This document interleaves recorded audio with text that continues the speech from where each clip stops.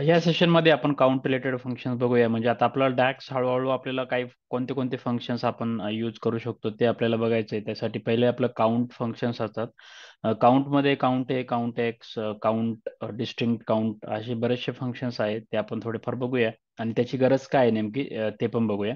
तर आता हा आपला टेबल आहे जिथे आपण ऑर्डर क्वांटिटी आणि क्वांटिटी रिटर्न असे दोन कॉलम क्रिएट केलेले आहे. अजून एक ॲव्हरेज रिटेल प्राइस पण केलेलं आहे आणि हे प्रोडक्ट कॅटेगरी. आता इथे आपण एक हायरार्की क्रिएट करून घेऊ कारण की ही कॅटेगरी आणि सब कॅटेगरी पण इथे डिस्प्ले होईल.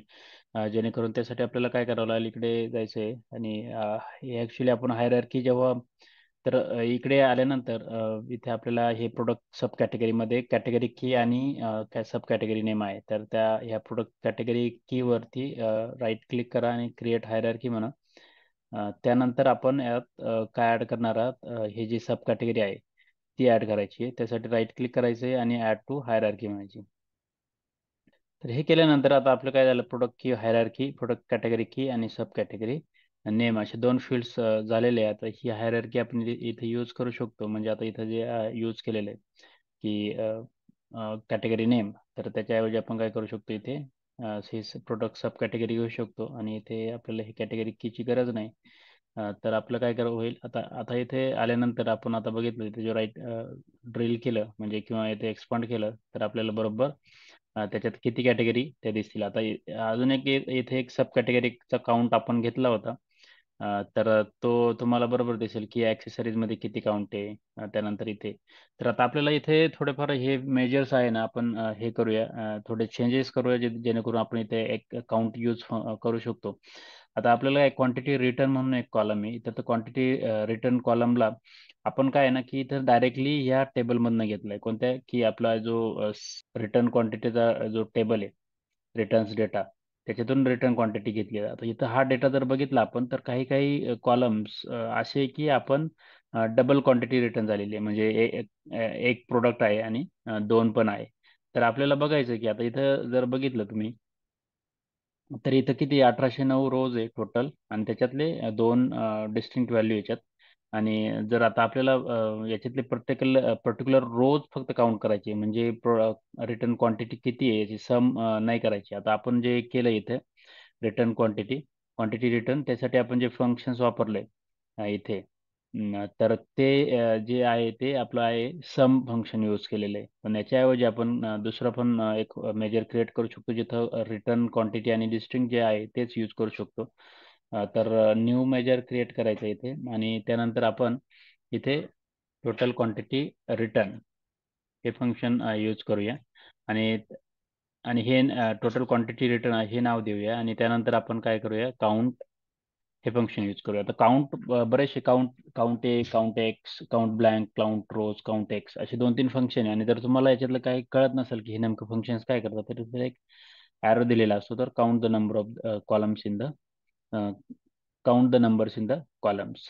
तर काउंट ए म्हणजे count the number of values in the columns. म्हणजे हे काउंट जे आहे ते फक्त नंबर काउंट करतं आणि याच्यातले फक्त काउंट ए जे आहे ते काही असलं म्हणजे नंबर असलं, टेक्स्ट असलं, जे काही व्हॅल्यू असेल ते पूर्ण काउंट करेल. तर इथं आपण काउंट यूज करूया आणि याचे ब्रॅकेटमध्ये आता इथे मी रिटर्न्स जो डेटा आहे तो देऊया रिटर्न क्वांटिटी आणि ब्रॅकेट कंप्लीट करतो मी. आता हे क्रिएट केल्यानंतर आता आपण हे ॲड करूया इथे क्वांटिटी, टोटल क्वांटिटी रिटर्न. आता याच्यात बघितलं तर तुम्ही काय आहे की टोटल क्वांटिटी ॲक्च्युली याच्यातलं थोडासा फरक आहे. 1130 इथं दिसत आहे, इथे 1115 दिसत आहे. म्हणजे जे काय डिस्टिंक्ट आहे ना ते इथे काउंट होतं टोटल. तर अशा पद्धतीने आपण हे काउंट करू शकतो. हे एक झालं काउंट, टोटल काउंट रिटर्न. आता जेव्हा कधी तुम्ही डेटा अनालिस्ट म्हणून काम करतात तेव्हा तुम्हाला अशा पद्धतीचे फॉर्म्युलेज लिहावं लागतं जेणेकरून जे ॲक्च्युअल व्हॅल्यू देतील. म्हणजे आता कधी कधी असं होतं, जेव्हा रिटर्न आयटम आहे आपले जे प्रोडक्ट्स आहे त्यातले रिटर्न आहे, काही काही ऑर्डर ज्या क्वांटिटी आहे त्या दोन दोन रिटर्न आयटम आहे, काही एक आहे. तर आपल्याला पूर्ण सम न करता आपल्याला काउंट करायची जेव्हा वेळ येते तेव्हा आपण हे काउंट यूज करू शकतो. आता दुसरं एक आहे इथे ऑर्डर क्वांटिटी किंवा टोटल ऑर्डर क्वांटिटी. तर हे आपल्याला समजत नाही की याला आपण काय, तर याच्या थोडं रिनेम करूया आपण याला जेणेकरून हे जरा व्यवस्थित नाव वाटेल. याला क्वांटिटी सोल्ड करूया. तर अशा पद्धतीने हे मेजर्स आलेले आहे आपले. आता तुम्ही बघितलं की प्रत्येकाची कॅटेगरीमध्ये पण किती आहे, की याची सब कॅटेगरी जी आहे त्याच्यात पण किती रिटर्न झाले ते पर्टिक्युलर काउंट येईल आणि डिस्टिंक्ट राहील. आता अजून एक आपण करू शकतो की टोटल ऑर्डर्स म्हणून एक इथं आहे ऑर्डर नंबर जो आहे आपला सेल्स डेटामध्ये. तर या सेल्स डेटामध्ये तुम्ही जर बघितलं तर ऑर्डर नंबर जो आहे ना हा कॉलम, याच्यात आपल्याला किती ऑर्डर आहे आता हे प्रत्येकाचा लाईन आयटम आहे इथे, परंतु प्रत्येक ऑर्डर किती डिस्टिंक्ट आहे म्हणजे आता जर तुम्ही याच्यात बघितलं तर जर तुम्ही खाली पण बघितलं तर इथे किती आहे टोटल सेल्स डेटा काही 56 रोज आहे, परंतु याच्यात ऑर्डर नंबर जे आहे ते 25,164 ही डिस्टिंक्ट व्हॅल्यू याच्यात. तर हे आपल्याला कॅल्क्युलेट करायचं असेल तर ते कसं करू शकतो, तर त्यासाठी आपण इथे जाऊ शकतो आणि इथे एक नवीन मेजर क्रिएट करू शकतो ज्याला की आपण डिस्टिंक्ट काउंट असं एक फंक्शन यूज करू शकतो आणि याला आपण म्हणू शकतो टोटल ऑर्डर्स हे नाव द्यायचं आणि इथे आपण म्हणू शकतो की डिस्टिंक्ट काउंट आणि ब्रॅकेटमध्ये ऑर्डर नंबर जो आपला सेल्स डेटामधला ऑर्डर नंबर आहे तो यूज करायचा आहे आणि एंटर केल्यानंतर आता आपल्याला हा जो टोटल ऑर्डर्सवाला जो कॉलम आहे तो आपण इथे ॲड करूया. तर इथे आपण हे टोटल ऑर्डर्सचं मेजर ॲड करूया आणि त्यानंतर बघूया की काय डेटा येतोय.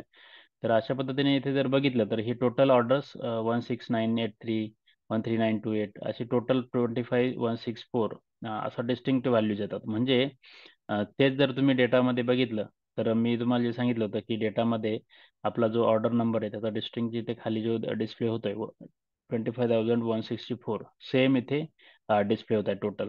तर अशा पद्धतीने आपल्याला टोटल ऑर्डर्स प्रत्येक कॅटेगरीमध्ये सब कॅटेगरीला किती ऑर्डर गेल्या ते पण समजेल. म्हणजे आता हे कसं झालं ना डेटा अनालिस्ट जेव्हा आपण ॲज अ डेटा अनालिस्ट म्हणून काम करतो तेव्हा आपण हा डेटा कसा योग्य पद्धतीने डिस्प्ले करू शकतो किंवा जेणेकरून जे मॅनेजर लोक असतात किंवा बिझनेसचे मॅनेजमेंटचे लोक असतात त्यांना हे सर्व काही लगेच दिसेल. म्हणजे आता इथे कॅटेगरी आता त्यांनी बघितलं की इथे किती कॅटेगरीमध्ये ह्या let's say helmet set sub category जे किती टोटल ऑर्डर आहे तर हे त्यांना लवकर डिसिजन घ्यायला मदत करतात. तर अशा पद्धतीने हे काउंट्स वगैरे यूज करू शकतो आपण.